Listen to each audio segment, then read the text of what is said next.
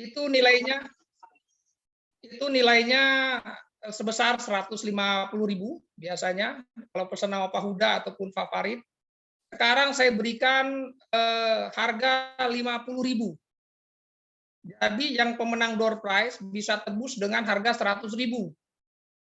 Ya. Dan hasil daripada bayaran tersebut saya kembalikan ke Pak Narto untuk menyumbang, ya diserahkan pada Pak Narto, mungkin yatim piatu ataupun lainnya. Jadi saya harapkan sumbangsinya dalam bentuk apapun, ya. Jadi di sini tidak menerima uang, jadi membeli barang dari PD ASEAN Jaya nanti dikembalikan ke Pak Narto. Kelima, yang keenam, pembacaan sponsor. Jadi acara ini disponsori oleh diselenggarakan oleh Triple S, ya, selaku penyelenggara webinar ini, dan disponsori oleh Wira Sandi, di mana Wira Sandi adalah salah satu BUJP, ya, BJP yang pertama membesarkan Pak Narto sebagai security officer, ya, sampai sekarang ini luar biasa Wira Sandi. Dan pastinya kualitasnya tidak diragukan lagi, ya. Dan yang kedua itu disponsori didukung oleh Abdi Satpro. Abdi Satpro itu adalah komunitas security yang istilahnya dibina oleh Bapak kita Pak Huda, ya.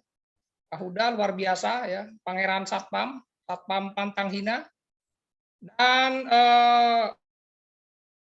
juga oleh JN1. Nah, seperti apa yang kita ketahui, JN1 itu adalah lembaga pendidikan, ya, lembaga pendidikan terkait security and risk management, baik Gada Pratama, Gada Madya, Gada Utama, dan pelatihan-pelatihan lainnya. Ya. Luar biasa JN1. Saya juga mau terkait investigator, saya mau sekolah di sana nanti. Dan safety talk, ya. Saya ingatkan kepada peserta webinar hari ini, yang pertama, ya, kalau fokus terhadap webinar ini, perhatikan area sekeliling, izin anak istri, ya, karena ini waktunya diambil, jangan sampai ditimpuk sendal sama istrinya, atau mungkin sambil masak takutnya kompornya meledak, ya. Jadi tolong antisipasi hal itu semua, ya. Charger jangan sampai sambil ngecas, ya, takutnya meledak atau apapun, ya. Dan bila mana berkendara agar stop dulu, ya, di SPBU terdekat ataupun di pinggir jalan yang memang tidak mengganggu aktivitas jalan raya lainnya, ya. Jadi tetap fokus, ya. Kalau yang mau kencing dulu silakan, ya, di toilet terdekat. Kalau di SPBU bayar 2.000 masih, itu belum free. Jadi tolong untuk amankan area sekeliling kita. Jangan sampai pada saat acara webinar mengganggu kenyamanan dan keselamatan, bahkan keamanan kita. Ya, selanjutnya.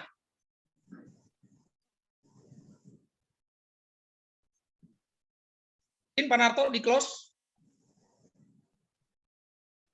Ya. Nah, itu tadi tata tertib. Nah, pada saat acara dimulai nanti kita bacakan doa. Selanjutnya menyanyikan lagu Indonesia Raya. Sebagai wujud kita bersyukur kepada Allah Subhanahu wa Ta'ala telah diberikan kesehatan pada hari ini dan bisa bergabung di acara webinar. Dan menyanyikan lagu Indonesia Raya sebagai wujud kecintaan kita terhadap NKRI, ya, harga mati. Tidak ada paham-paham radikalisme, komunisme yang diajarkan pada webinar kali ini. Nah, pada saat on air, webinar online, ya, dan nanti ada sesi pertanyaan, ya, satu peserta satu pertanyaan, kesimpulan dari narasumber, dari Ibu Wiwit, dan izin mic untuk di mute, izin. Jikalau tidak ada yang kalau ada yang tidak di mute, izin Pak Narto dikeluarkan saja. Ya. Nanti kesimpulan dari narasumber, tambahan dari keynote speaker, ya. Dan penutup ya. Pembacaan hamdalah, alhamdulillah, bersyukur kita kepada Allah Subhanahu wa taala, acara sudah dilaksanakan dan acara penutupan resmi, dan selanjutnya acara bebas. Nah, di sini boleh beberapa pertanyaan atau dibedah langsung dari narasumber ataupun sharing, silakan.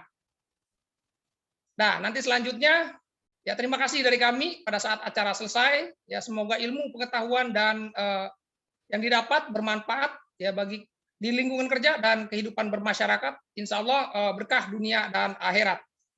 Ya, webinar kali ini kita mulai dengan pertama kita mari mengucapkan Bismillahirrahmanirrahim. Ya.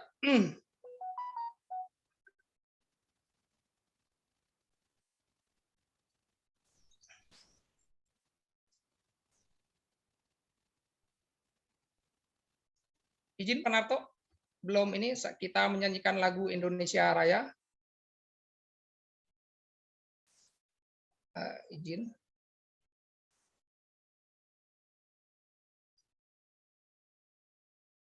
Saya belum bisa ini.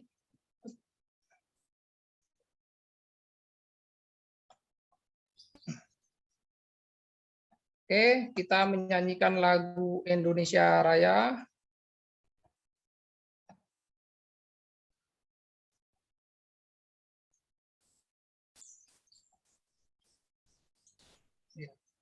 Sudah terlihat Pak Narto? Ya. Sudah terlihat. Mari kita menyanyikan lagu kebangsaan Indonesia Raya. Ya, please open kamera sebagai wujud kecintaan kita terhadap NKRI harga mati.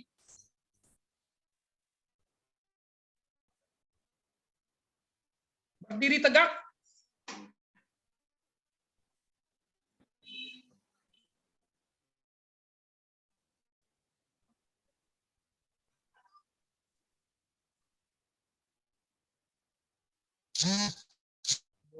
Ya tanah air, tanah tumpah, aku berdiri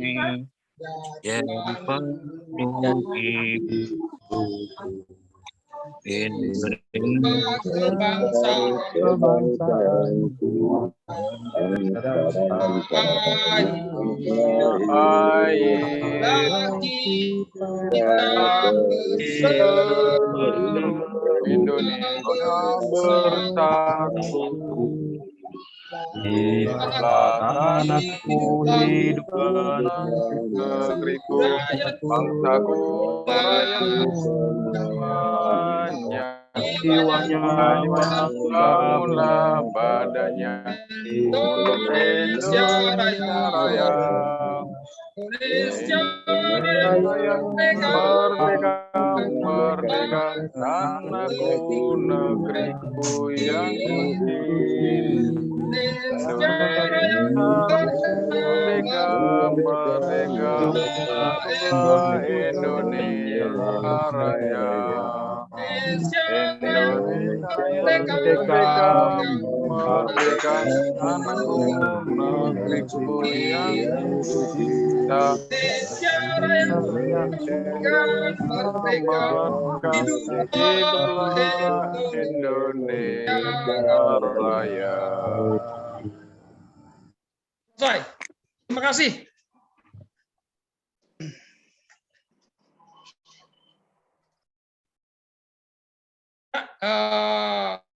Waktu dan tempat kami persilahkan kepada Ibu Wiwin selaku narasumber.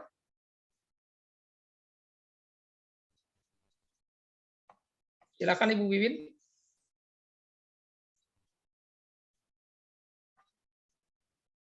Sebentar, Bapak.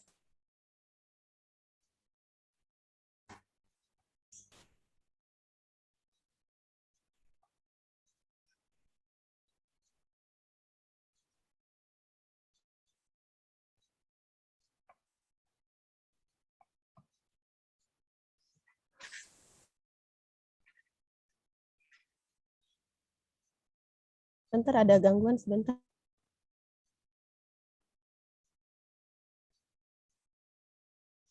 izin yang close kamera,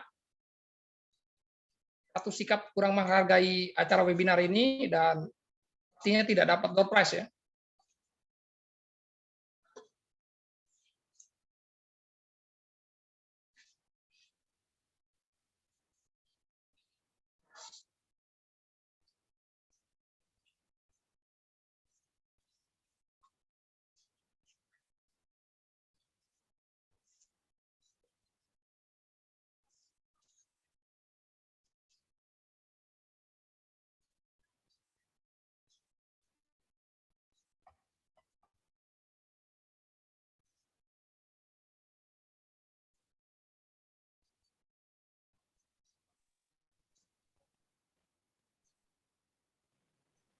Sudah bisa Bu Wiwin atau mungkin dibantu Pak Narto di-share aja ke materinya ke Pak Narto.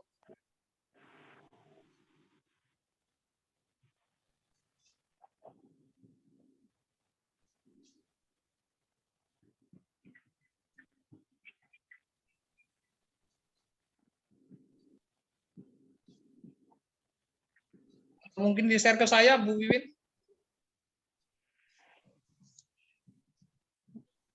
Sebentar Pak, sebentar.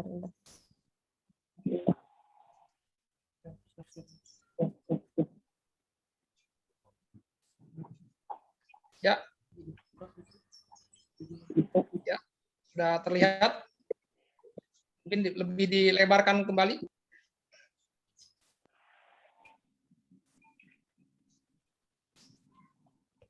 Udah? Udah muncul Pak? Udah? Di besar aja Pak, untuk presentasinya. Nah, ya. Mantap, sudah jelas. Silakan Bu Win, waktu dan tepat.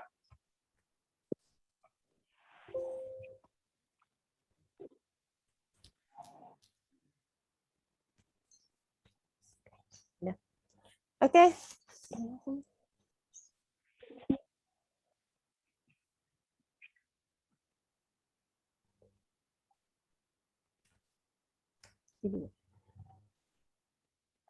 Oke, rekan-rekan semua, Assalamualaikum warahmatullahi wabarakatuh. Semangat pagi, welcome to webinar kita pagi ini dengan tema, bisa dilihat slide-nya rekan-rekan semua. Sebelumnya saya kenalkan, nama saya Wiwin Eka Suhaimi, alamat Sampit, Kalimantan Tengah. Lumayan jauh ya rekan-rekan. Kemudian saya pernah menjadi perawat di Rumah Sakit Murjani Sampit, Kalimantan Tengah. Kemudian selanjutnya pernah menjadi perawat di Rumah Sakit Tebet, Jakarta Selatan, sekitar 8 tahunan. Kemudian pulang lagi kembali ke Kalimantan menjadi staf pengajar pada Akademi Keperawatan di Pemda Kalimantan Tengah, khususnya di Kota Waringin Timur, Sampit.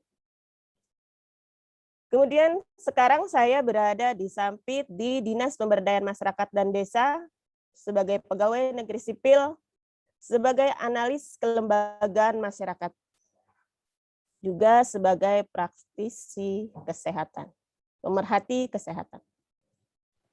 Sebelum saya mengulas tentang pertolongan pertama gawat darurat, kita sharing tentang gawat darurat. Apa sih gawat darurat? Kita ketahui dulu pengertiannya.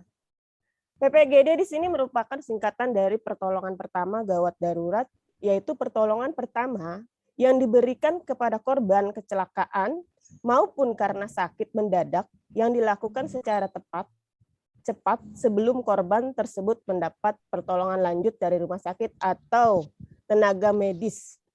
Jadi di sini PPGD itu pertolongan pertama yang rekan-rekan awam harus lakukan sebelum medis datang. Kemudian PPGD sendiri merupakan pertolongan pertama yang harus diberikan kepada korban yang mendapatkan kecelakaan atau penyakit mendadak dengan cepat dan tepat sebelum dibawa ke tempat rujukan. Jadi enggak kita tanganin yang kita harus bergerak, kita yang mengerjakan karena kita bukan medis, tetapi pertolongan pertama yang rekan-rekan harus lakukan yang bisa membantu saat itu. Kemudian PPGD juga ada di tempat kerja rekan-rekan semua, adalah upaya memberikan pertolongan pertama secara tepat dan tepat kepada pekerja, buruh, karyawan, ataupun orang lain yang berada di tempat kerja yang mengalami sakit atau cedera di tempat kerja. Rekan-rekan, apa merasa saya terlalu cepat? Apa terlalu cepat? Buka aja mic-nya. Kalau misalnya Terlalu cepat, Bu. Terlalu cepat. Oke. Oke. Silakan dibaca dulu pengertian PPGD-nya, tapi enggak dulu saya kasih Anda bertanya ya, hanya dibaca sebentar. Kita lanjutkan.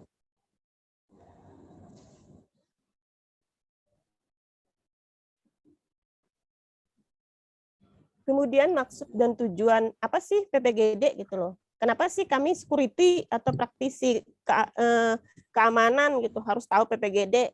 Toh itu bukan kerjaan saya gitu kan, pekerjaan medis itu. Kayak kurang kerjaan aja kan. Enggak, sekarang itu ada peraturan dari pemerintah bahwa kita tuh tidak diperbolehkan membiarkan korban kalau di depan kita gitu. Minimal ada bantuan kita sehingga orang-orang awam itu diajarkan. Pak Hakim pernah belajar ya Pak, CPR ya Pak ya. Nah, nanti suatu saat rekan-rekan yang lain juga kalau yang belum pernah belajar CPR, minta aja itu di kantornya belajar CPR. Karena minimal kita bisa bantu di rumah, bukan hanya di lingkungan kerja. Kita kan berada di mana-mana kadang-kadang kan. Misalnya lagi lari olahraga pagi, tiba-tiba ada yang geplak jatuh depan kita ngapain gitu kan? Kabur gitu kan? Ya enggak. Sekarang itu dihukum kitanya. Kemudian baik, kita kembali ke materi. PPGD dimaksudkan memberikan perawatan atau bantuan darurat kepada korban sebelum pertolongan yang lebih lengkap diberikan oleh dokter atau petugas kesehatan lainnya. Kalau ada di tempat rekan-rekan itu klinik, itu akan lebih baik. Klinik kesehatan, misalnya kalau ada K3-nya lebih baik, karena di situ biasanya sudah ada medisnya. Jadi lebih cepat gitu reaksinya, enggak kita harus menunggu 30 menit, 20 menit, tidak. Hanya tinggal teriak kan. Kemudian PPGD sendiri diberikan untuk pertama menyelamatkan nyawa korban. Itu udah pasti. Udah pasti itu udah kita mampu menyelamatkan nyawa meskipun kayaknya memang meninggal apa kematian itu kan ya takdir ya dari Allah gitu. Cuman kita kan berusaha. Kita harus berusaha membantu, kemudian meringankan penderitaan korban. Oh ini jelas, sangat-sangat meringankan. Karena kalau pas kita ada di depan mereka, apa yang bisa kita lakukan, pengetahuan kita ada, dan kita mampu. Kuncinya kita pede bantunya karena kita ada ilmunya. Kemudian mencegah cedera atau penyakit yang menjadi lebih parah. Nanti saya berikan contohnya apa sih bisa menjadi lebih parah atau mencegah cedera gitu. Kemudian selanjutnya yang keempat, menunjang upaya penyembuhan. Kok bisa ya PPGD gitu? Saya gitu misalnya, security. Kok dia bisa sembuh sih saya bantuin kan gitu. Nanti saya jelaskan. Kemudian mempertahankan daya tahan korban. Otomatis iya. Misalnya dia contohnya jatuh. Gimana sih apa yang saya lakukan sih? Apa yang security lakukan gitu. Gimana sih posisi korban? Bagaimana sih jatuhnya? Kemudian mencarikan pertolongan yang lebih lanjut. Udah pasti ini kan karena tadi harus diberikan ke pertolongan yang lebih lengkap setelah kita memberikan yang pertama. Kemudian prinsip dasar tindakan pertolongan dulu. Ini kita belum masuk materi loh Pak, hanya pengertian, maksud, tujuan. Karena kalau kita masuk materi, kita yang awam nanti bingung. Kalau yang medis mungkin mereka nggak perlu lagi prinsipnya apa. Tapi kalau kita yang awam tentang medis harus tahu apa sih prinsip dasar tindakan kita menolong. Itu ada dua. Yang pertama pedoman tindakan, kemudian yang kedua ciri-ciri gangguan. Pedoman tingkatan itu, yang pertama penolong harus memahami dan terampil menjaga keselamatan diri, anggota tim, penderita, dan orang sekitarnya. Bisa ditarik kesimpulan, aman diri, aman pasien, aman lingkungan. Itu dipegang oleh penolong awam, itu harus dipegang, itu 3 itu. Aman diri dulu, aman pasiennya atau aman si korban, aman lingkungan. Selanjutnya, tindakan pertolongan harus berurutan, cepat, tepat, mengenali dan mengatasi masalah yang mengancam nyawa. Jadi bebannya agak berat, Pak, di nomor 2 ya. Tindakan pertolongannya harus berurutan. Jadi harus hafal nih, harus urutannya apa-apa dulu. Kemudian yang ketiga, amankan korban dan beri tanda tempat kejadian. Oke, ini masuk tadi, aman di korban atau pasien. Kemudian yang keempat, cari bantuan dan rujukan sambil memberikan pertolongan. Jangan sok-sokan juga. Udah dapat nih pengertian, misalnya PPGD, kayak Pak Hakim dapat nih CPR, pernah bantuin CPR, sok-sokan gitu kan, terlalu pede gitu bantuin. Ya bagus, cuman kadang kan kita bisa aja memperparah gitu loh. Kalau kita nggak tahu, yang saya bilang nggak tahu cepatnya itu. Kemudian bisa jadi grogi juga kan, misalnya kita baru dapet nih, aku baru ini nih, baru pelatihan umpamanya CPR, kayaknya mau coba-coba, kita olahraga ketemu orang pingsan deket kita, main CPR aja kan, nggak tahu langkahnya apa dulu, ya nggak bisa. Arah orangnya yang ada, orangnya lewat. Kemudian selanjutnya, mempersiapkan penderita untuk ditransportasi. Otomatis kita memerlukan teman kita, rekan kita yang lainnya, yang dimana kita mengetahui lingkungan tempat kita bekerja itu. Kemudian, ciri-ciri gangguan. Yang pertama, mengenali ciri-ciri gangguan pada korban. Nah, di sini misalnya lokal. Lokal itu saya bilang, ya jatuh tadi, lokal kan itu patah tulang, dislokasi itu kesleo, kemudian luka bakar, dan lain-lain. Tapi kalau misalnya contohnya kebanyakan, pusing juga Bapak. Apa ya Ibu, ini bahasa medisnya kan banyak. Kemudian yang umum, itu gangguan pernapasan dan sistem peredaran darah. Sama dengan kesadaran dan lain-lain. Itu misalnya gangguan pernapasan, gangguan peredaran darah, gangguan kesadaran, itu punya penilaian masing-masing. Kalau di medis kita punya urut-urutannya. Hanya saja ini kan kita kulitnya saja yang dimana rekan-rekan security tidak yang harus tahu banget gitu, tahu dalam gitu. Karena ntar bingung menghafalin susunan saraf gimana, peredaran darah bagaimana gitu. Karena itu ada tempatnya tersendiri untuk urusan medis. Hanya saja di sini rekan-rekan harus tahu saja ciri-ciri gangguan. Kemudian kesiapan pertolongan. Yang ketiga ya dari prinsip dasar tindakan pertolongan itu, yang pertama personil. Seandainya memang rekan-rekan mampu menolong mereka dalam kondisi sendiri, silahkan lakukan. Kemudian buku petunjuk atau buku pedoman panduan. Ini rekan-rekan harus pernah dan bisa membaca buku petunjuk. Jadi kalau biasanya di tempat kerja itu kayak misalnya hotel ataupun di kilang minyak, mereka punya itu buku petunjuk atau buku panduan yang zaman dulu kan kita sebut P3K. Itu ada buku panduannya, rekan-rekan sekarang security itu diharapkan membaca itu, memahami itu, ilmu tahu. Jadi kita nggak, misalnya kalau ketemu masalah, itu tidak langsung telepon, korbannya dibiarin. Enggak. Lapor itu, pada saat kejadian lapor itu kita udah ngasih tahu, begini keadaannya. Jadi si tenaga medis juga udah siap apa yang mereka bawa, apa yang akan mereka lakukan. Itu akan lebih cepat gitu membantu orang itu tepat gitu loh. Apa dia perlunya gitu. Kemudian kotak P3K dan kotak khusus dokter. Ini kan kalau kotak khusus dokter ini pasti ada di tempat kerja yang memang kayak saya bilang kayak kilang minyak atau rekan-rekan kerja di hotel mungkin ada klinik ya. Kalau yang mungkin hotel-hotel yang besar mungkin punya klinik sendiri, atau yang kalau di Jakarta saya perhatikan sih rata-rata hotel-hotel besar itu ada klinik di situ yang entah mereka apa ya, rekanan ya di situ ya. Nah, rekanan di situ.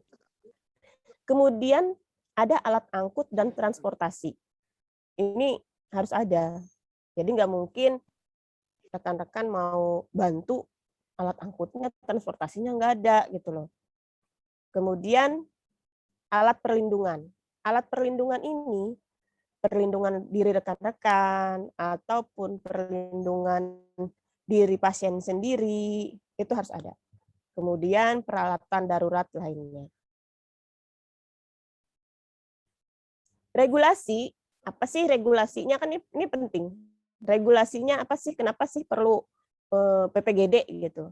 Ada aturan yang mengikat kita. Yang pertama, Undang-Undang Nomor 3 Tahun 1969 tentang Persetujuan Konvensi Organisasi Perburuhan Internasional Nomor 120 mengenai hygiene dalam perniagaan dan kantor-kantor. Hygiene mungkin sudah pada tahu semua rekan-rekan, apa sih kebersihan, bagaimana sih lingkungan, bagaimana sih diri. Kemudian Undang-Undang Nomor 1 Tahun 1970 tentang keselamatan kerja. Jadi ini rekan-rekan harus baca ini, harus tahu Undang-Undang Nomor 1, ya minimal poin-poinnya, apa sih tentang keselamatan kerja. Kemudian Peraturan Menteri Tenaga Kerja Nomor 3 garing Menteri garing 1982 tentang pelayanan kesehatan kerja. Tadi saya sampaikan poinnya di situ. Kemudian Permenaker Trans nomor Peraturan nomor 15 garing Menteri garing 2008 tentang P3K di tempat kerja. Jadi ini harus ada ya, minimal kita punya loh P3K di tempat kerja meskipun tempat kita itu kecil. Saya ada sih samping saya jadi pegawai negeri di pemberdayaan masyarakat, saya suka survei juga ke kantor-kantor desa, itu minimal ada, saya bilang gitu. Kan suka ada kompor ataupun mereka luka teriris atau bagaimana, itu harus ada P3K di tempat kerja.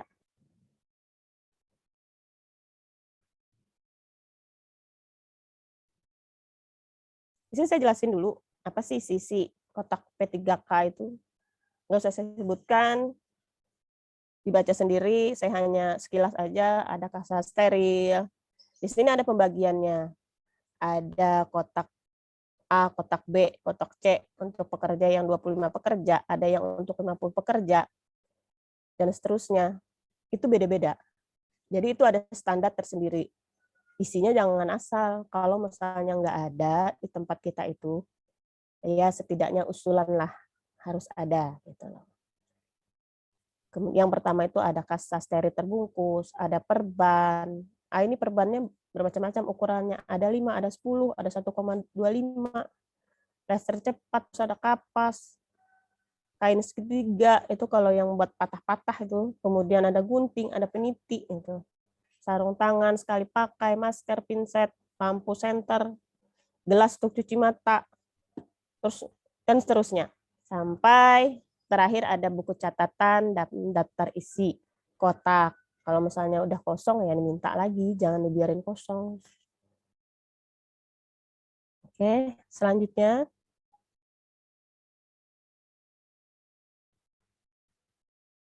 Salah satu contoh. Udah, kita sekarang masuk ke contoh. Ini penting buat disimak buat rekan-rekan pelaku keselamatan, security, keamanan, tentang keracunan. Kenapa sih saya ngangkat keracunan? Karena ini banyak terjadi. Gitu loh.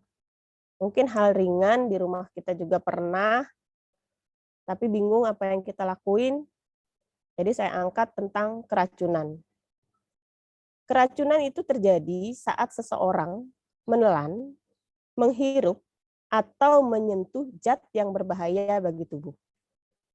Jadi dia tertelan, menghirup apa sih, gitu loh. Kemudian menyentuh. Selanjutnya, gejala keracunan sendiri itu macam-macam sebenarnya. Tapi yang kebanyakan yang kita persentasekan itu dari beberapa literatur itu sakit perut, muntah-muntah, kemudian diare, selanjutnya kehilangan nafsu makan, sesak napas, kesulitan menelan, kulit kemudian merah, bibir membiru, kejang-kejang hingga penurunan kesadaran. Kalau sudah pada fase penurunan kesadaran, itu perlu tindakan medis. Tapi kalau sakit perut, muntah-muntah, itu rekan-rekan bisa membantu. Dan saya bilang tadi, jangan lupa aman diri, aman korban, aman lingkungan.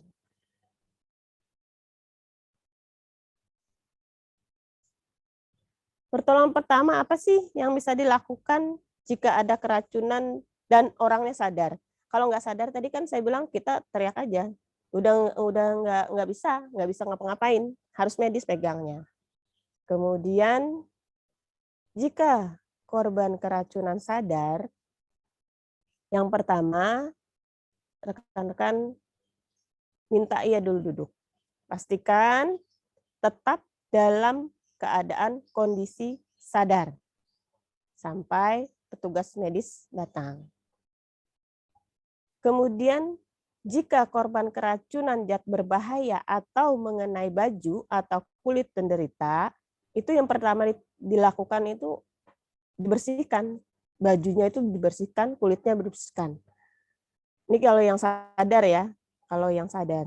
Kemudian, dan apabila korban keracunan tidak bernapas, lakukan prosedur CPR atau resusitasi jantung paru.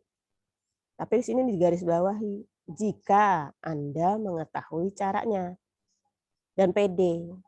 Ada sih yang tahu tapi nggak pede.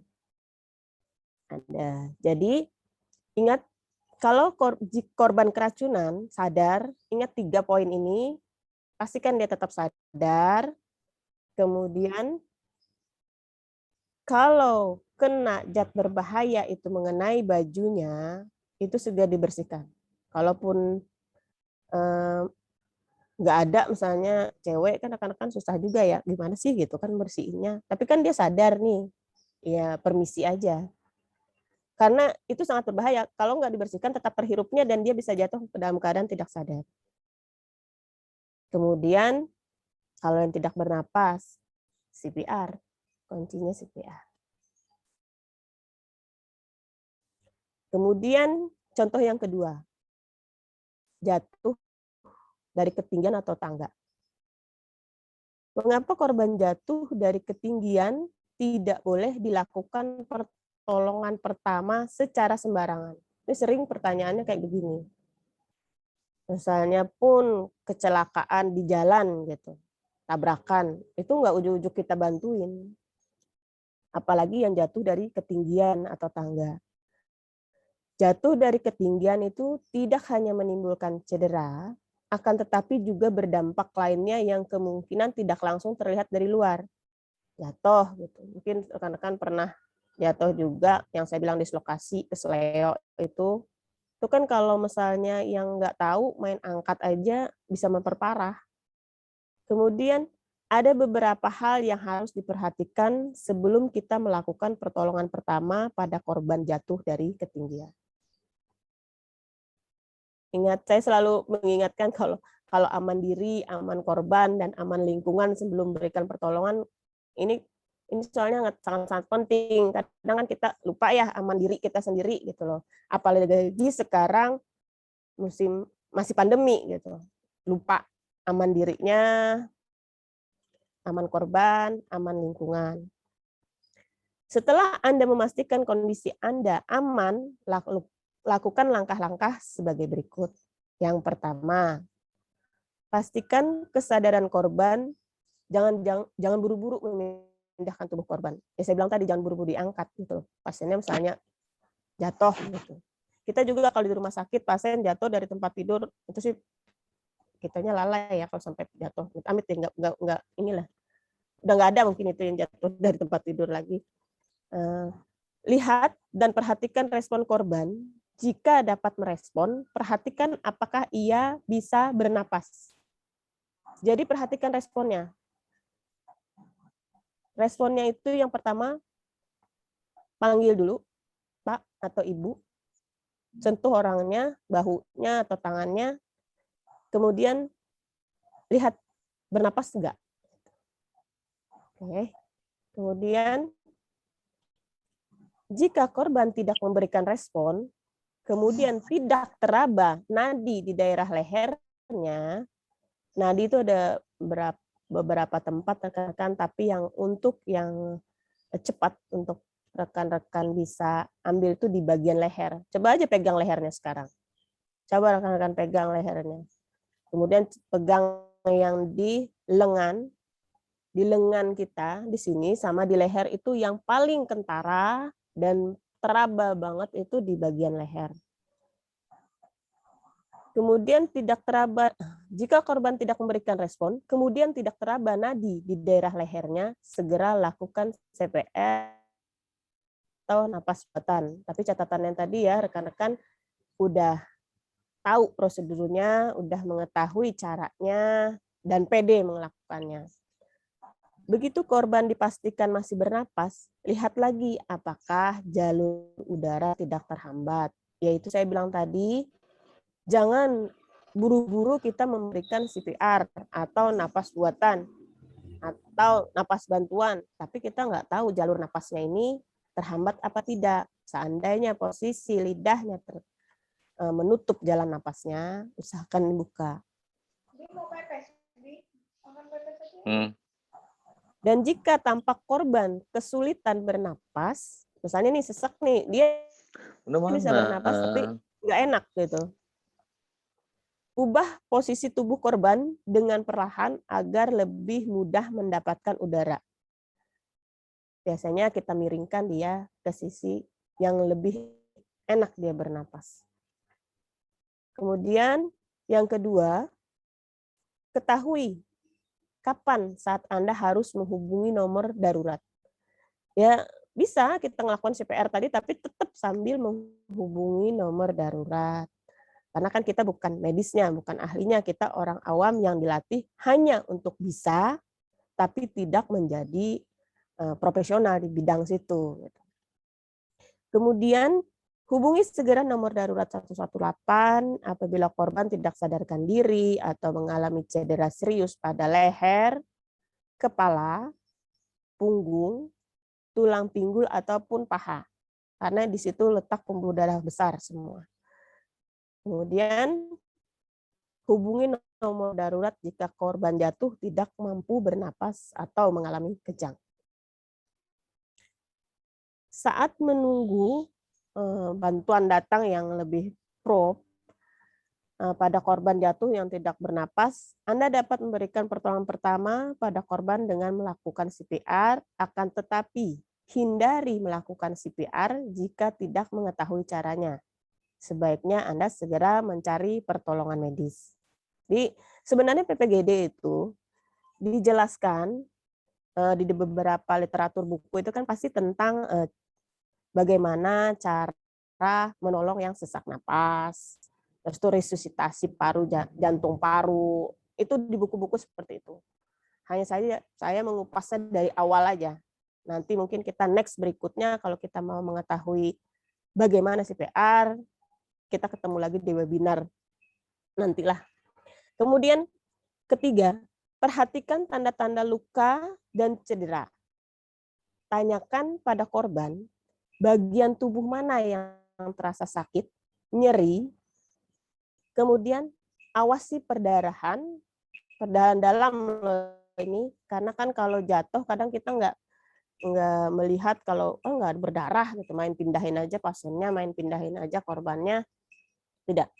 Jadi kalau dia jatuh, kita biarkan dulu, kita awasi dulu, lihat responnya, sadar, kemudian jalan napasnya, lalu lihat luka atau cedera di bagian tubuh mana, tanyakan nyerinya di mana. Kemudian awasi perdarahan. Ada memar dan bagian tubuh yang terkilir. Jangan pindahkan korban jika mengalami cedera pada leher dan tulang belakang. Jadi kalau korban jatuh, itu misalnya dari tangga, itu lehernya posisinya, kita kan lihat posisi jatuh ya. Kalau dia agak tertekuk di leher atau tulang belakang yang kebentur pertama, jangan pindahkan. Jangan pindahkan korban. Biarkan di tempat seperti itu hingga petugas medis datang. Hanya saja yang rekan-rekan bisa lakukan seperti tadi, jalan napas yang diperhatikan. responnya, diperhatikan, pertahankan keadaan itu. Kemudian apabila terjadi perdarahan, tekan perdarahan dan perlahan di bagian yang berdarah dengan kain bersih atau perban. Jadi ditekan aja, nggak usah digerak-gerakan pas ininya, korbannya nggak usah digerak-gerakin.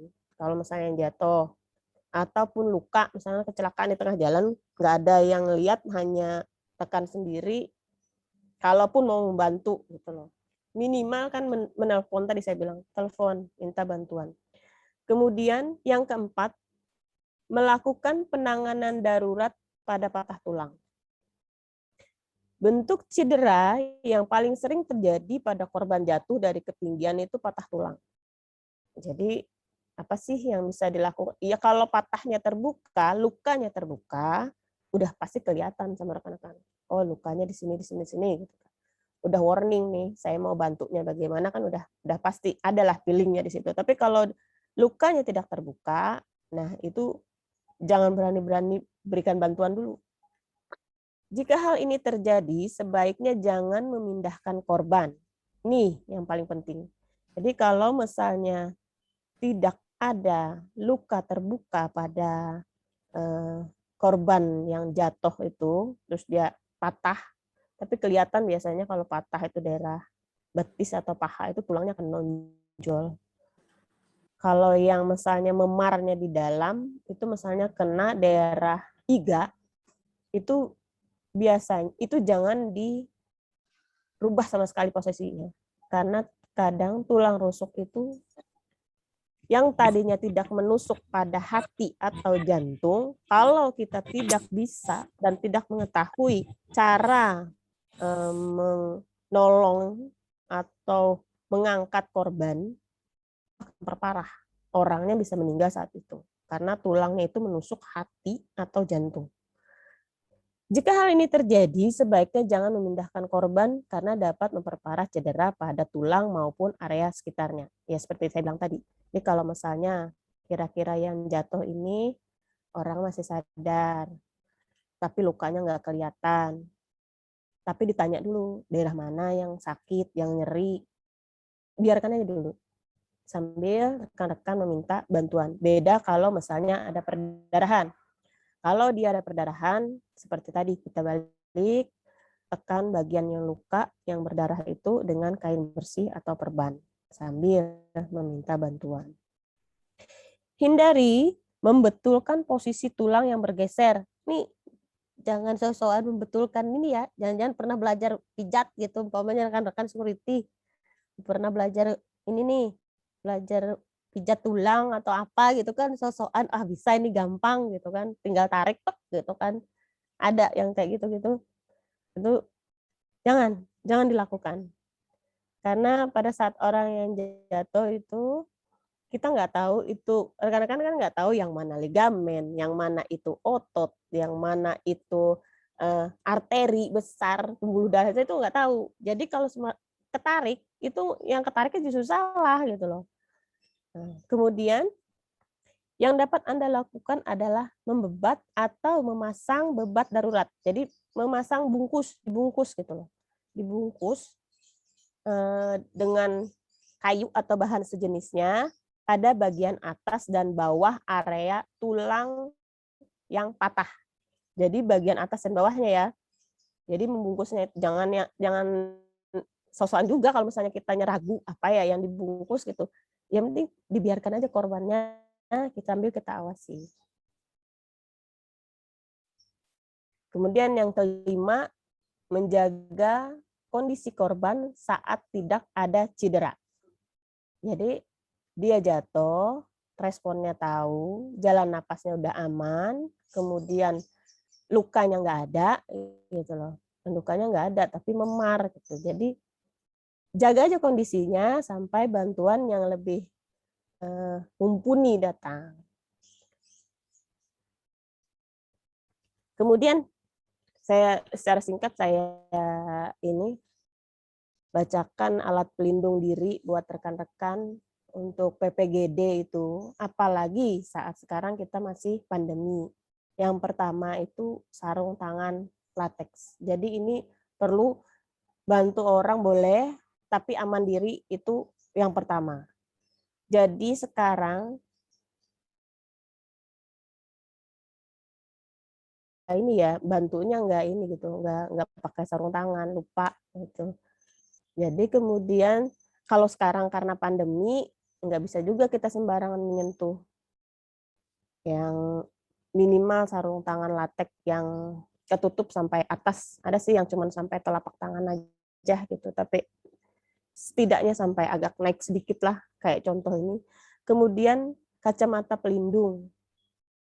Itu penting karena saya bilang pandemi sekarang sarung tangan, kacamata itu dimasukkan, zaman dulu sih tidak ya.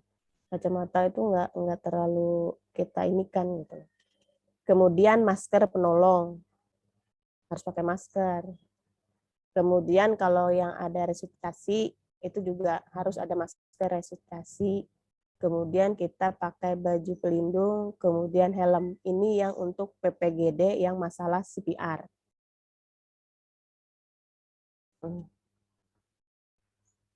Ini bisa loh, bisa kan menolong kayak gini, kira-kira bisa nggak rekan-rekan? Gimana sih kalau lu kena luka tusuk? Bagaimana kalau jatuh atau kesetrum? Ini kesetrum dan ini luka bakar. Kita bisa menyelamatkan ini meskipun kita orang awam. Tapi seperti saya bilang tadi, yang pertama aman diri, yang kedua aman korban, yang ketiga aman lingkungan. Kalau misalnya kayak contoh ini, misalnya luka tusuk, jangan main cabut aja gitu loh. Jadi caranya ini ada bebat di sini supaya tidak bergeser posisi luka itu, tidak melebar lagi di dalam. Kemudian ini kalau yang kesetrum, kalau ini yang jatuh, kalau ini adalah luka bakar.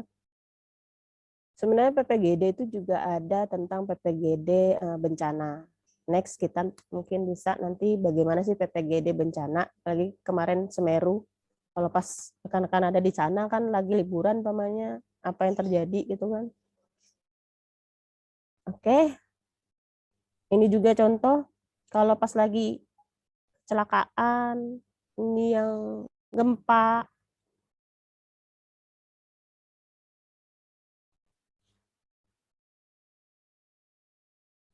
ini bisa rekan-rekan lakukan tapi udah terlatih.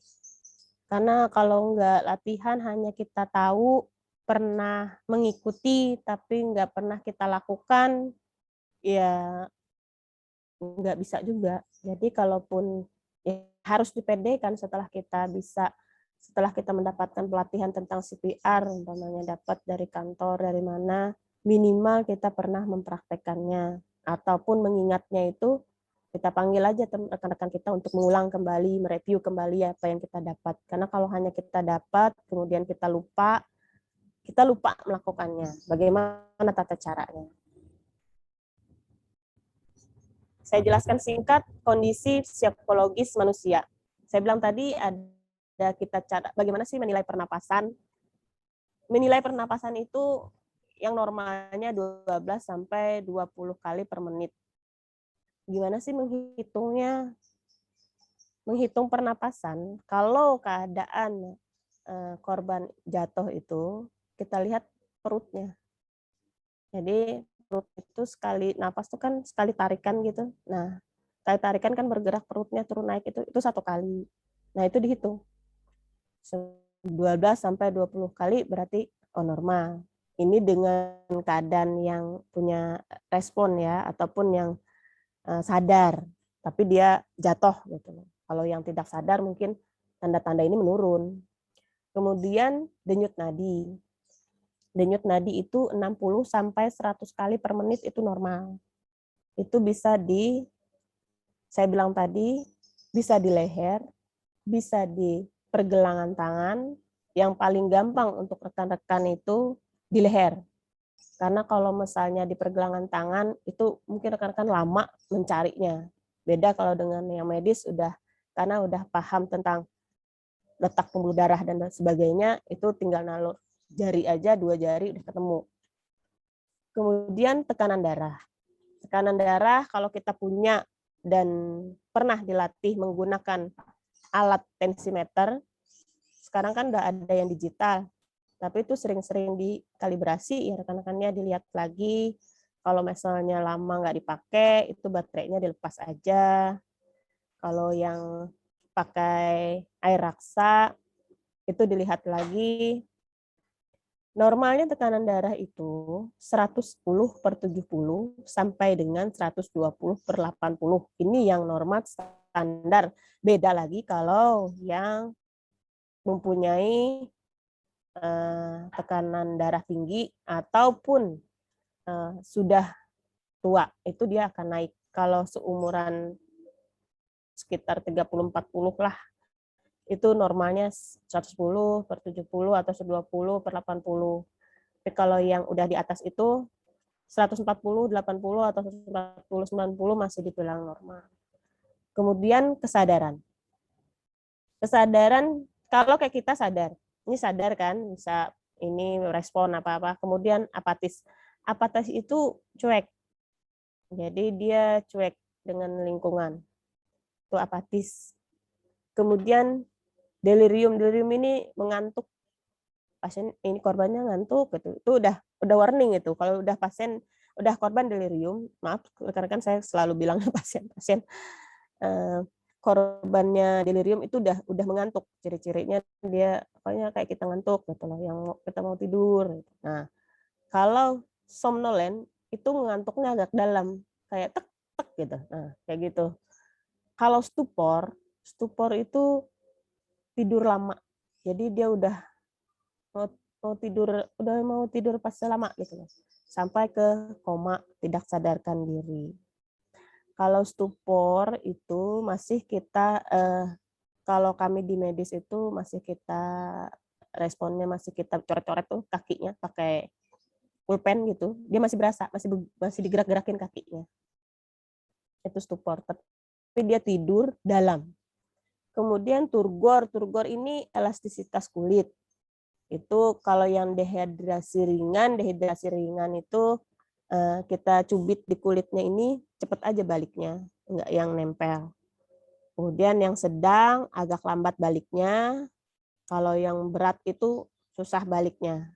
Kalau kita sekarang kan bagus, jadi cepat kalau kita cubit kulit kita ya cepat balik. Kemudian refleks atau respon. Panggil.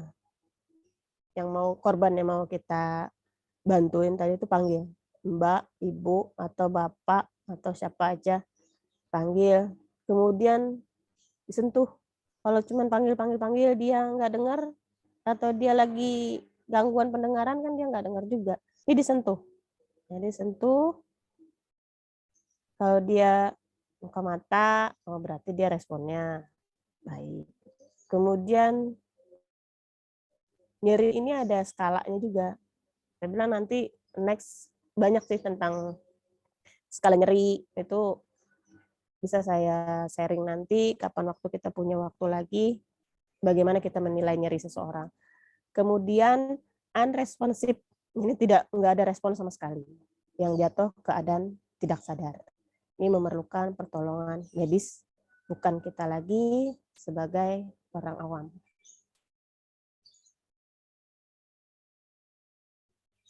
Di sini saya contohkan teknik menolong ini di sini. Yang ini teknik menolong, kalau ini udah petugas yang nolong, bukan kita lagi.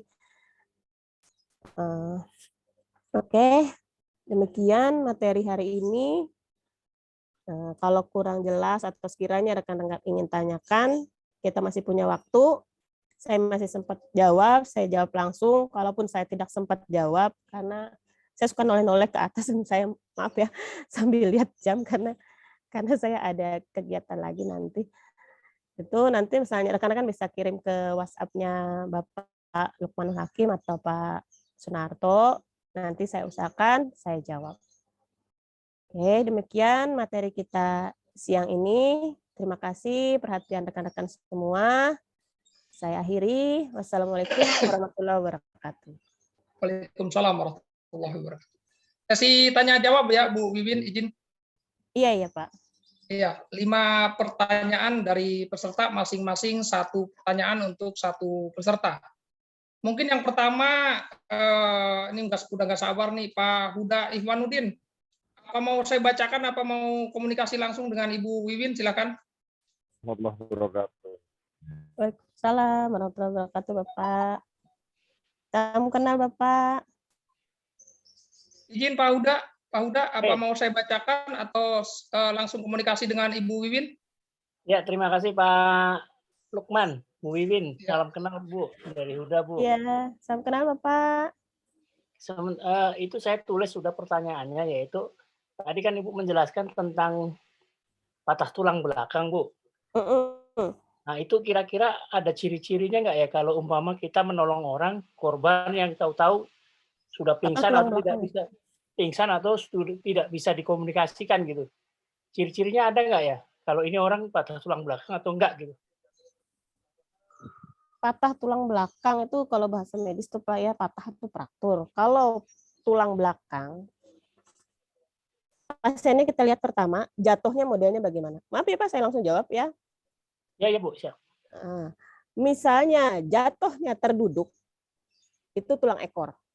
Tulang ekor. Nah, untuk laki-laki tulang ekor, oke, penting banget. Penting banget itu. Kemudian yang ciri-cirinya bisa tulang belakang, kalau dia jatuhnya terbentur, ini biasanya terbentur Pak, kalau tulang belakang itu biasanya jatuhnya telentang dan terbentur di bagian tulang belakang itu, pertama nyeri hebat. Pasiennya nyeri hebat, amat sangat nyeri hebat. Enggak ada yang korbannya diam, enggak. Pasti dia menjerit ini dah.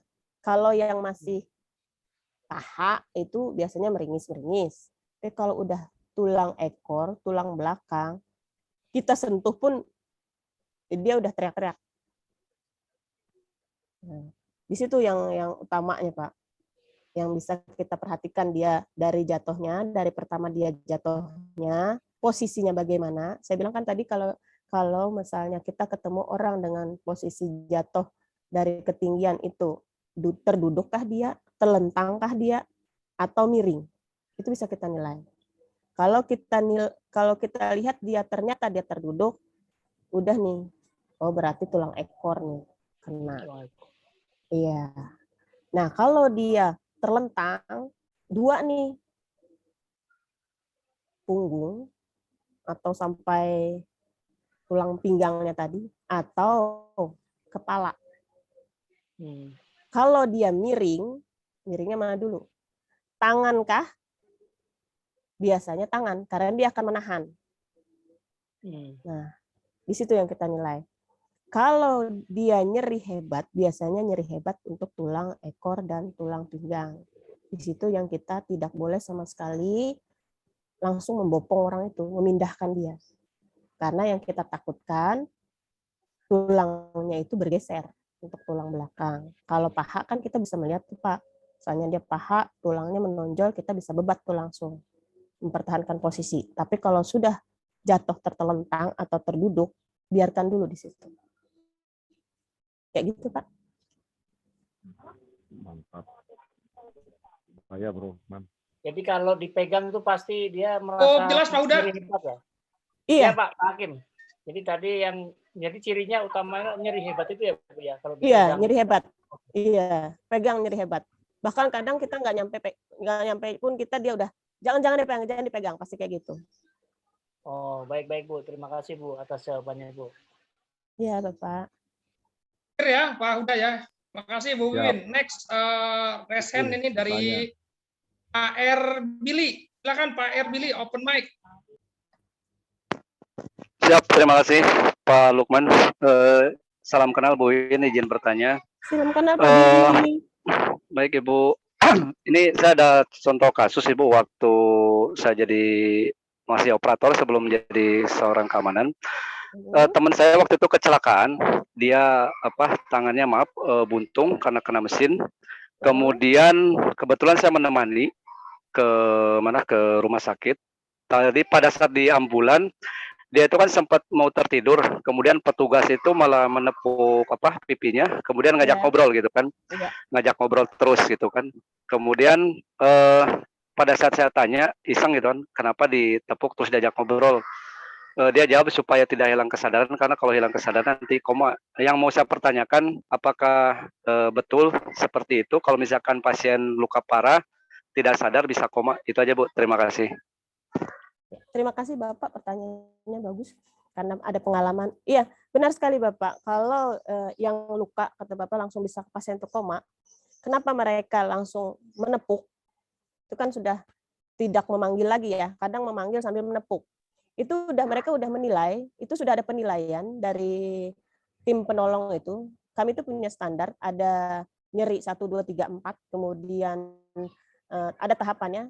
Penolong itu lihat responnya, kesadarannya, itu udah ada grade-grade-nya sendiri. Jadi kenapa dia menepuk, itu sudah, kalau kita sampai menepuk dan mengajak ngobrol, itu kita sudah menilai kalau pasien ini bakalan jatuh ke lewat dari apatis ke delirium, ke mengantuk. Nah, kalau korban sampai mengantuk, itu yang kita takutkan. Kita menjaga dia harus sadar ini, harus sadar sampai ke rumah sakit. Karena kan peralatan juga di dalam ambulan itu kan terbatas, enggak yang selengkap rumah sakit, harus pasang ini semua segala macam. Kemudian personil juga terbatas. Kalau kita tapi memang mereka terlatih, amat sangat terlatih juga. Jadi mereka kalau sampai kita itu menepuk, itu jatuhnya sudah menilai kita pasien ini, korban ini akan jatuh ke kondisi delirium. Delirium itu ngantuk, dan kalau kita lengah sedikit, tidak terus ngajak ngobrol, pasiennya bisa lewat. Itu karena ya itu tadi, lukanya mereka sudah menilai lukanya itu, grade lukanya itu ke level 4 yang mengancam nyawa. Gitu Pak Billy. Siap. Baik. Terima kasih Bu, sangat jelas sekali. Terima kasih Komandan Lukman. Dilanjut untuk yang lain. Terima kasih kembali Pak Billy. Clear ya Pak Billy ya. Siap, Selanjutnya Komandan. resen dari Bapak Sidik, silakan open mic. Baik, terima kasih Pak. Siang Ibu. Open cam, Siang, Pak Sidik. izin Bapak Sidik. Siap Pak. Open cam. Siang Ibu. Siang Pak Sidik. Halo, udah kelihatan ya? Ya. Ini saya mau bertanya Bu, karena untuk selama ini kebanyakan orang misalkan ada kecelakaan nih, atau misalkan ada kecelakaan kerja di tempat kerja, atau pada saat misalkan kita sedang jaga nih, jaga sendirian, terus kemudian kita lihat orang terlentang atau terkapar. Misalkan ambil contoh tadi di salah satu materi Ibu itu korban penusukan ya Bu ya? Iya. Nah padahal sebenarnya korban seperti itu masih hidup, tapi karena dia tidak sadarkan diri, nah kita itu mau nolong itu bingung Bu, karena posisinya kebanyakan orang itu yang pertama takut Bu, takutnya karena si korban ini kan nggak sadarkan diri, terus kemudian di situ banyak darah. Sebenarnya niat kita tadi yang menolong, karena dia takut, karena nggak ada saksi di situ, itu kita bingung Bu kadang-kadang seperti itu. Yang pertama, kita harus ngapain di situ. Terus yang kedua, misalkan tadi contohnya pada saat korban yang jatuh ya Bu ya, kecelakaan, misalkan kecelakaan dia di jalan nih, kita di jalan, kita tahu korban itu jatuh, terus kemudian kata Ibu tadi tidak boleh sembarangan digeser, apalagi yang menyangkut ke tulang ekor tadi ya Bu ya. Iya. Nah itu terkadang orang itu merasa kasihan Bu, karena orang itu jadi nggak tahu, karena dia panik korban ini jatuh langsung diambil, langsung dipinggirkan, padahal sebenarnya itu nggak boleh kan, kita nggak boleh asal minggirkan gitu, harus mengangkat, kita harus tahu dulu. Nah itu Bu, sebenarnya gimana sih caranya kita ngasih paham ke mereka, kadang-kadang kan orang-orang lain ini nggak tahu gitu Bu. Terima kasih. Iya. Terima kasih Pak Sidik.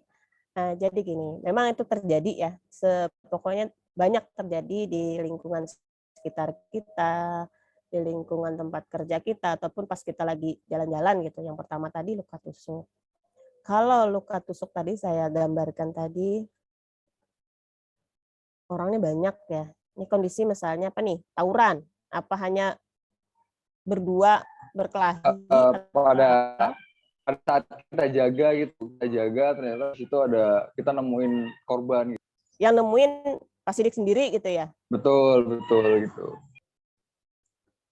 Oke, pada saat kita menemukan seseorang dengan luka tusuk dan kondisi kita sendiri, yang pertama kita lakukan konfren, Pak.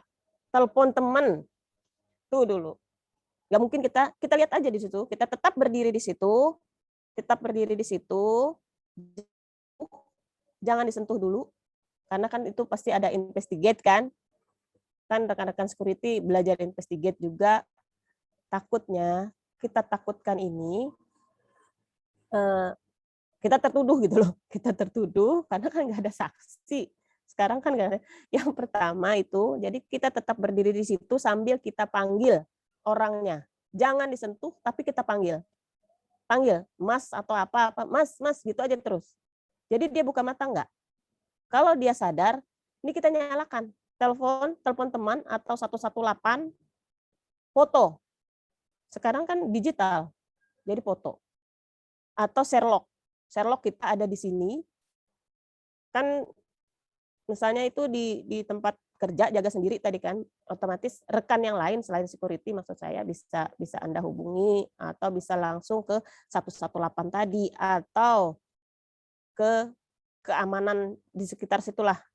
Kan nggak mungkin misalnya sendiri, mungkin di lokasi yang itu si Masnya sendiri, tapi kan mungkin di poin yang lain ada rekan kita. Jadi ada korban dengan luka tusuk, kondisi kita sendirian, itu panggil Masnya, respon tidak? Panggil saja, panggil aja terus. Panggil terus, kemudian sambil kita teriak minta bantuan. Kemudian yang kedua tadi, yang jatuh, misalnya kecelakaan tadi ya, tulang ekor kita nggak ini, gimana sih kita menjelaskannya sama masyarakat ini? Itu memang sering terjadi. Yang paling sering terjadi itu pas kecelakaan di jalan itu loh. Wah, digotong rame-rame, padahal pasiennya nggak begitu lama meninggal. Saya pernah kejadian seperti itu, pernah ada yang cerita, dia kecelakaan juga, kemudian padahal kondisi saat itu katanya sadar, tapi setelah digotong rame-rame, dipinggirin ke ya kan nabrakan kan di tengah gitu, dipinggirin, pasiennya langsung meninggal, korbannya langsung meninggal. Gitu. Nah, jadi kalau kita ketemu dengan keadaan yang seperti itu, usahakan selain kita aman diri dulu, aman pasien tadi, aman lingkungan. Tadi kan lingkungan nih, orang rame. Usahakan Bapak bilang aja, jangan berkerumun, biarkan dia di situ, jangan disentuh, jangan diangkat. Kita takut memperparah gitu aja. Jadi minta maaf aja sama warga itu. Sama warga itu, Bapak, maaf permisi, saya ini bukan saya sosokan, alangkah kita lebih baiknya yang lain manggil bantuan, tapi kita tidak berkerumun. Karena dia pasti oksigennya terganggu, dan tetap panggil, saya bilang. Panggil yang korban tadi, apa dia sadar, apa dia tidak sadar. Kalau dia masih sadar, dia masih dalam keadaan duduk, otomatis kita bisa menyingkirkan lingkungan yang crowded itu. Gitu. Gimana, berarti Pak? Sterilkan lokasi gitu ya Bu ya? Ya, jadi betul. Sterilkan lokasi. Iya. Oke, terima kasih Bu. Sangat bagus informasinya. Clear ya Mas Sidik ya? Clear. Siap. Itu kan bisa komunikasi by HT, Pak. HT ya. Siap. Selanjutnya Pak Jeki. Pak Jeki, silakan Pak Jeki. Ini kayak lagu dangdut. Terima kasih, Pak Lukman. Terima kasih. Saya mau bertanya ini untuk penanganan pertama pada jatuh dari ketinggian ya Pak Lukman. Untuk pembidaian pada patah tulang. Untuk pembidaian pada tulang atau sendi itu caranya seperti apa ya, Bu? Mohon izin. Yang kedua, untuk struktur organisasi maksudnya? Satu aja Pak. Satu aja Pak. Izin. Satu aja, siap. Jangan serakah. Siap, next yang acara pertama bebas tadi. Ya. Jangan darmaji, dahar 5 ngaku biji. Siap. Ya, pertama untuk pembidayaan aja, cara pembidayaan Iya, pada dijawab, patah Bu Wiwin. tulang. Kan ada dua tuh, yang pertama patah tulang di dua di sendi. Itu caranya seperti apa? Oke. Terima kasih. Terima kasih Pak Jeki ya. Kalau di sendi itu namanya dislokasi, kesleo itu Pak. Oke, kita kembali ke P3K kita tadi. Untuk pembebatan itu ada teknik tersendiri. Sebenarnya sih ada materi tentang itu nanti, cuman sini saya selintas menyampaikan untuk yang patah dan lukanya tertutup, tapi ciri-ciri patah itu nyeri hebat saya bilang tadi, nggak bisa kita pegang. Kita pastikan dulu patahnya di mana. Umpama patahnya di paha. Paha itu kan tulang-tulang paling femur, itu tulang paling besar. Jadi caranya bebat di atas dan di bawah bagian yang patah. Jadi usahakan dia jangan berpindah posisi. Yang patah itu jangan berpindah posisi. Hanya menekan letaknya saja. Tapi jangan juga kencang. Jadi jangan terlalu kencang juga. Jangan terlalu nggak kencang juga gitu. Jangan juga. Pokoknya sedang aja kita membebatnya itu. Kemudian kalau yang dislokasi, yang kesleo itu perlunya perban elastis. Nah, perban elastis. Kalau yang misalnya di daerah sendi, lutut atau lengan, itu pakainya perban elastis, enggak pakai perban yang kasa itu. Bedanya di situ. Kalau ada yang kasa, kalau untuk luka patah femur itu kasa dulu, baru perban elastis. Atas bawah, nutupnya pakai kayu atau apalah sejenisnya yang bisa memantapkan posisi yang patah itu tidak berubah. Jadi usahakan dia tidak berubah, tidak menonjol bisa melukai daging kiri kanannya itu. Jadi jangan sampai keluar. Kadang ada patah, kita bantuin ternyata kan tajam tuh patahannya. Karena kan kita nggak tahu posisi patahnya bagaimana. Ternyata saat kita memberikan bantuan justru patahnya itu menusuk ke daging sehingga keluar itu tulang yang patah itu. Itu pernah kejadian juga dulu saya waktu dinas di GD kayak gitu.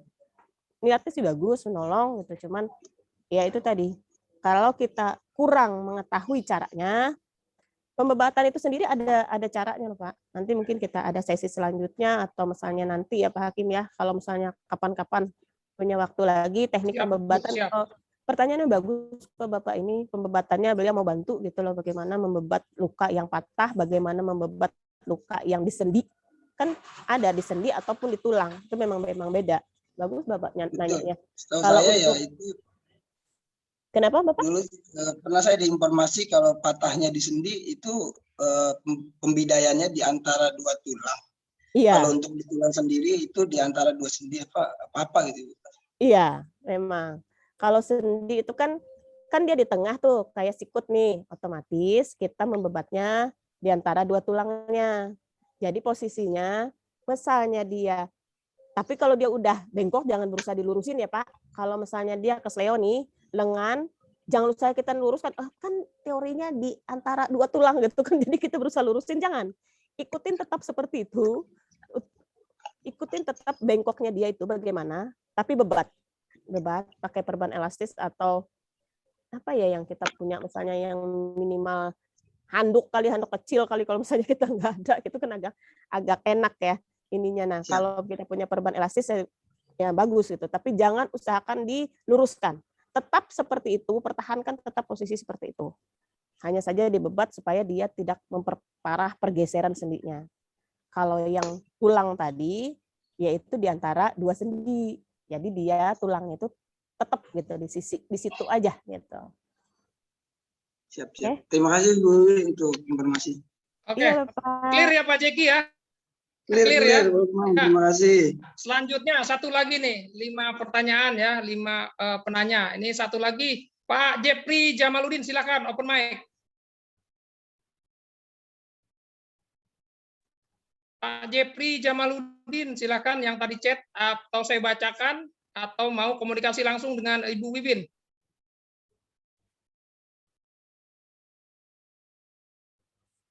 Oke, saya alihkan ya dengan mungkin Pak Ian Widiantoro, silakan open mic.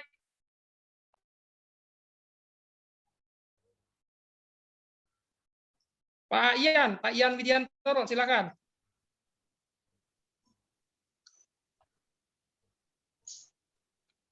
Saya bacakan aja ya. Selamat siang Bu Wibin.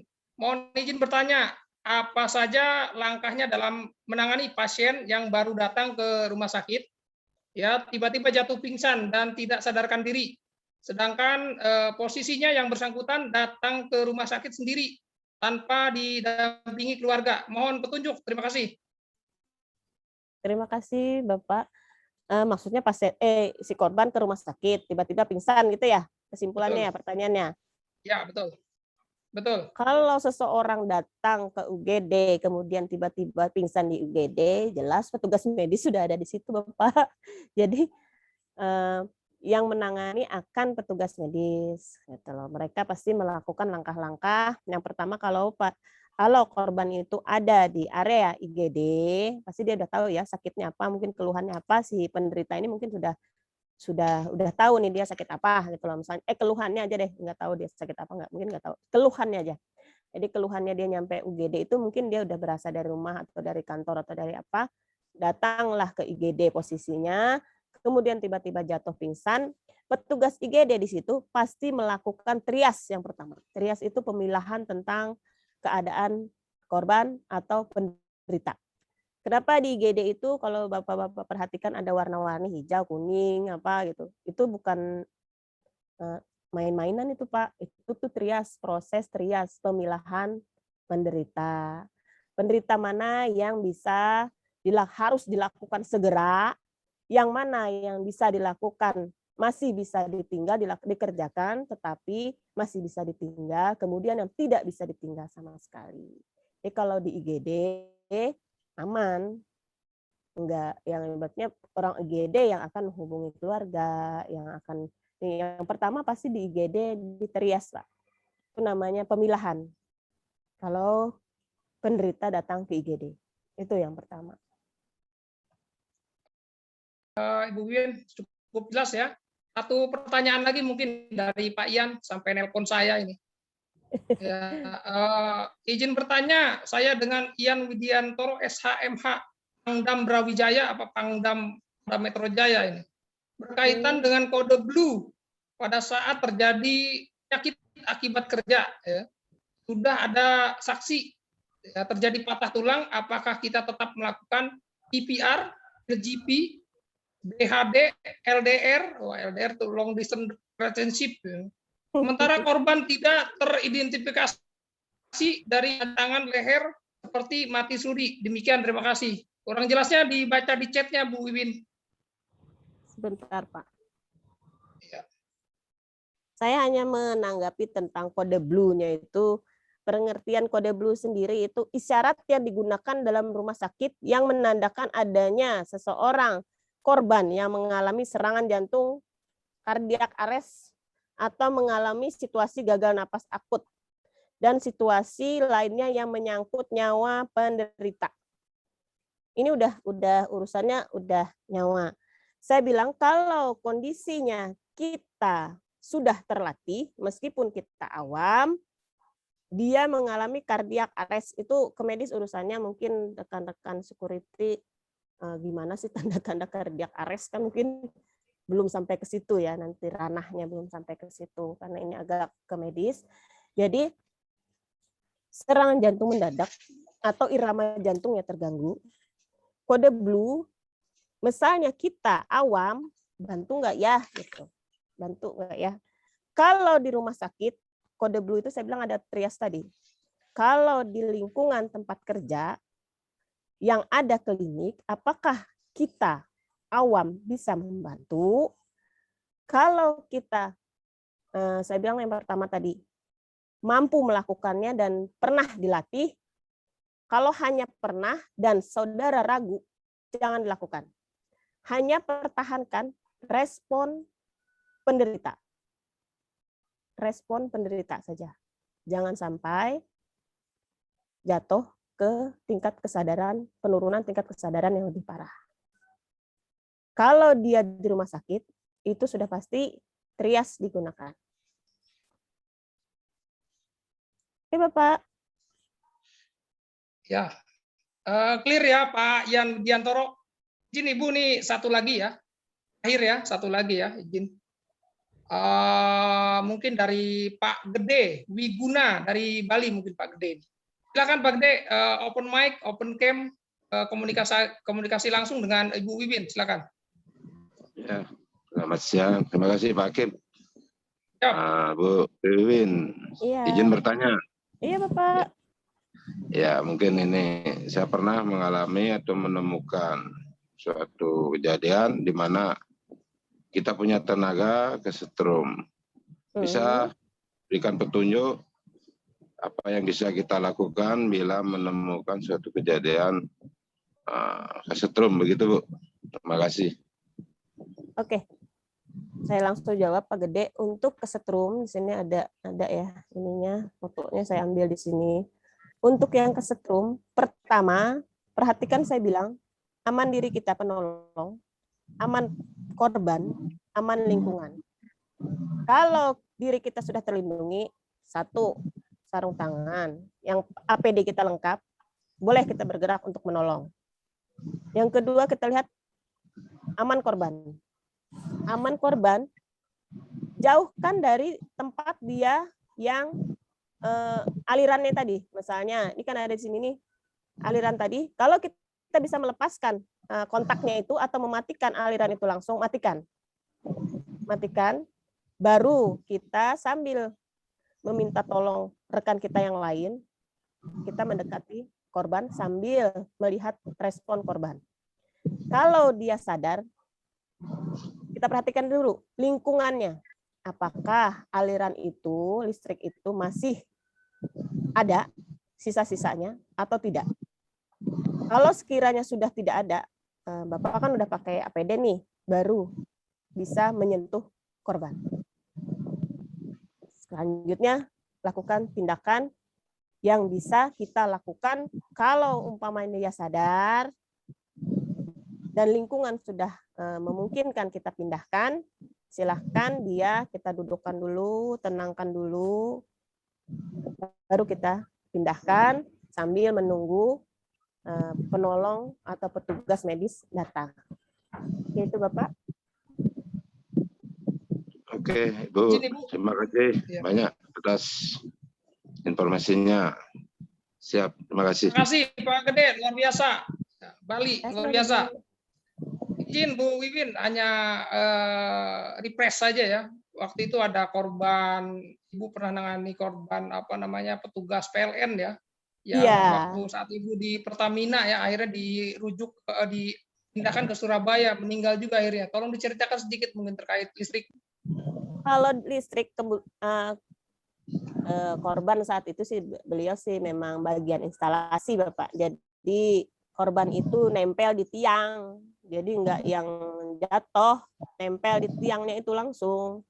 Sampai tapi dia kondisi beliau itu luka bakar udah parah ya levelnya. Kan kalau luka bakar kesetrum itu kalau yang parah itu sampai seluruh tubuh Bapak. Jadi waktu itu di tempat kita waktu beliau masuk masih sadar, masih sadar, masih dirawat meskipun dia keadaannya enggak jatuh ke dalam koma.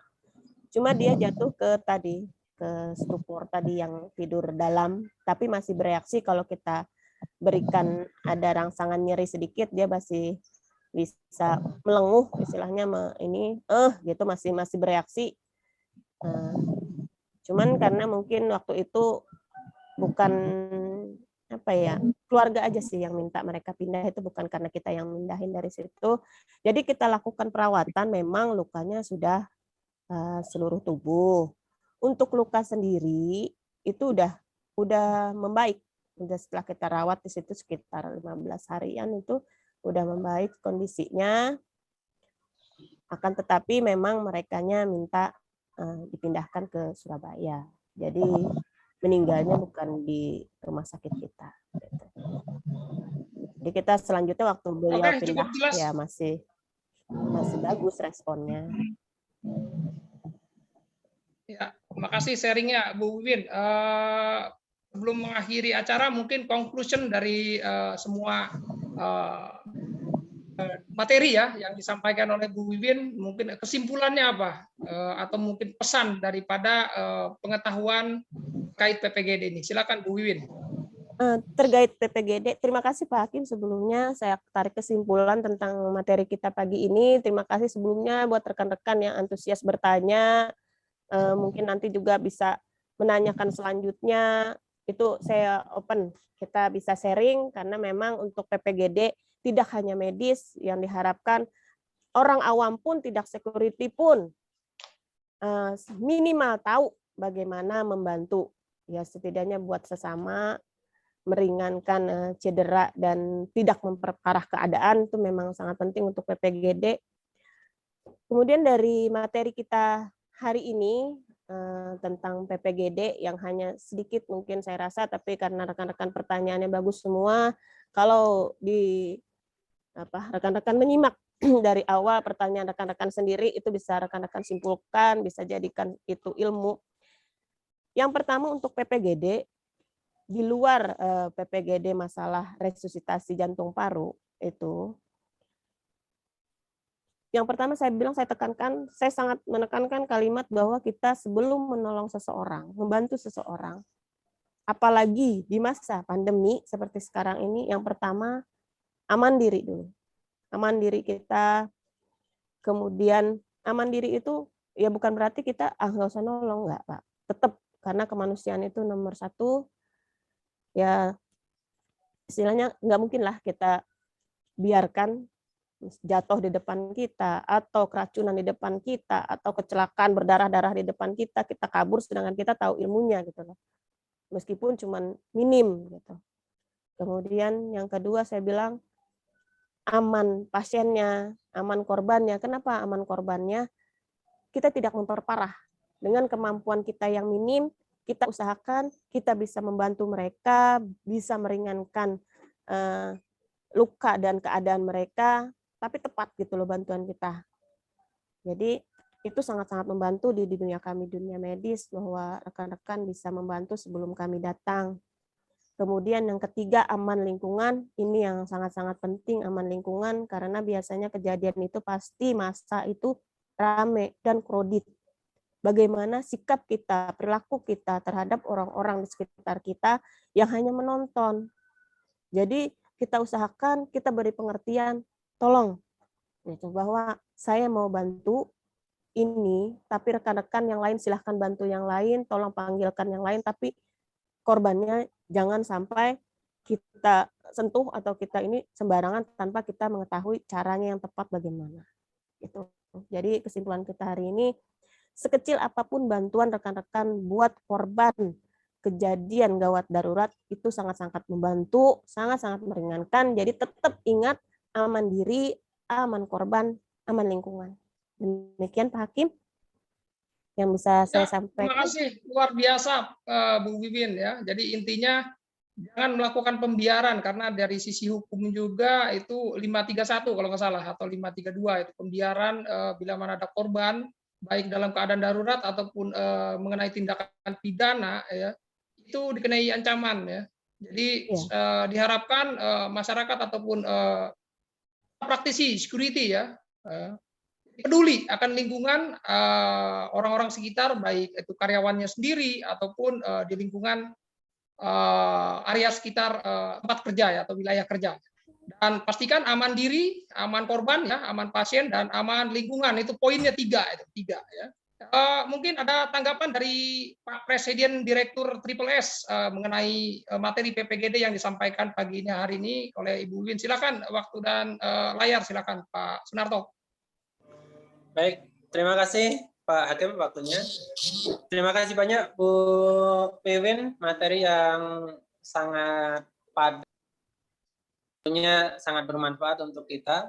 Di sini berkaitan dengan job desk security, memang kalau dulu kan security hanya bicara tentang maling dan maling. Nah, sekarang kan memang security udah diberi tanggung jawab lebih, yaitu dari segi safety-nya dan sekarang dari segi first aid-nya juga.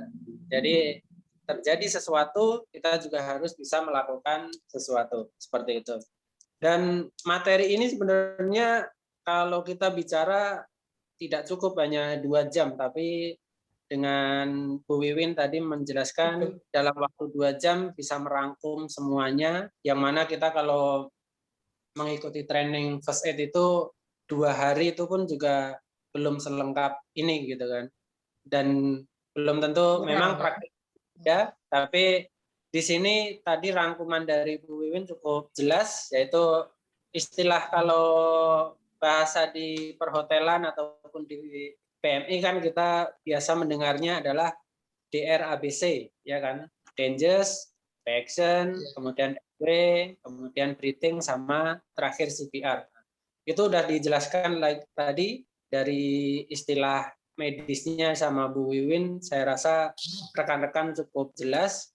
Kemudian kalau berkaitan dengan penanganan yang chemical dan lain sebagainya di hotel terutama, karena saya memang ataupun di perusahaan kan itu ada namanya MSDS ya, Material Safety Data Sheet. Nah, di situ pun udah lengkap panduan-panduannya. Sebenarnya dengan kita rajin membaca, rajin mendengar, tentunya semua hal bisa kita pelajari. Dengan adanya webinar ini, kita harapkan rekan-rekan tidak hanya mendengarkan, tapi juga bisa rekan-rekan gali lagi, kita bisa cari channel-channel di YouTube dengan materi yang sudah disampaikan Bu Wiwin tadi, tinggal kita compare dengan di YouTube. Bagaimana penanganan CPR-nya, bagaimana cara membide. Nah, kita udah tahu dasarnya yang sudah disampaikan oleh Bu Wiwin tadi. Saya rasa cukup jelas hari ini. Terima kasih banyak Bu Wiwin untuk materi yang sudah diberikan. Semoga menjadi amal jariah yang tidak terputus untuk Ibu dan keluarga. Amin. Jadi dari saya mengucapkan terima kasih. Saya kembalikan Pak Hakim, silakan. Ya, makasih ya.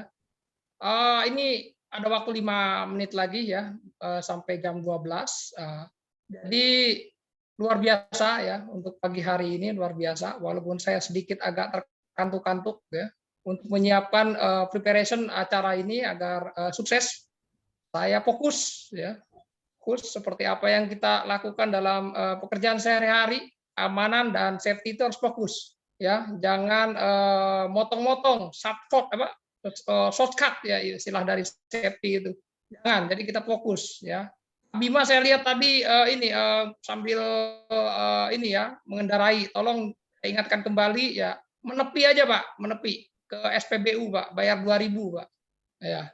Jadi tadi juga ada yang komentar Bu Wiwin izin tolong next mungkin karena kesibukan Ibu Wiwin ya, selain daripada ibu yang menjadi ibu yang luar biasa ya kan, selaku PS pegawai negeri sipil, penyuluh kesehatan, bahkan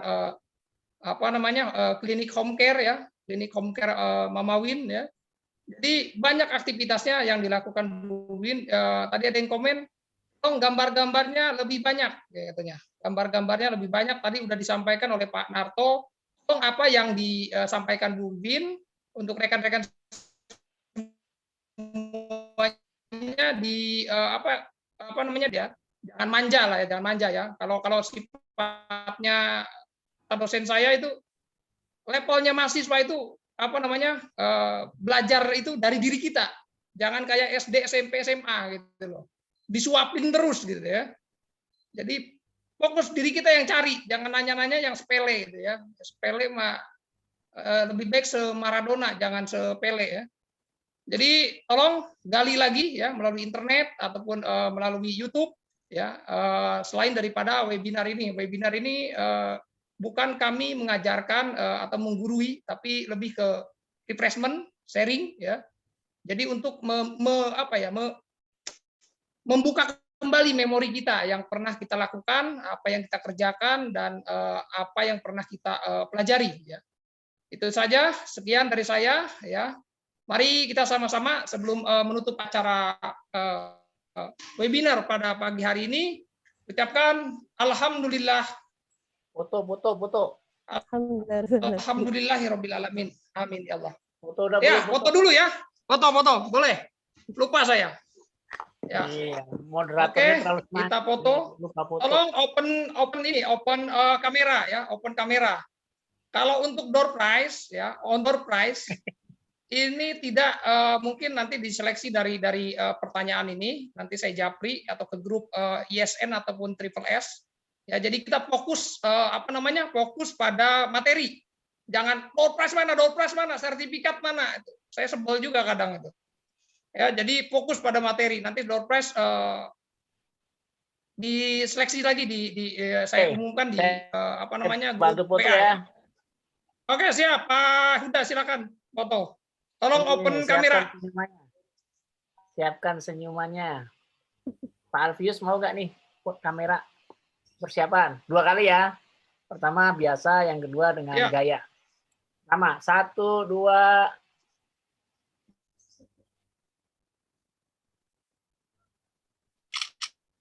Yang dia boleh 1, 2. Mantap.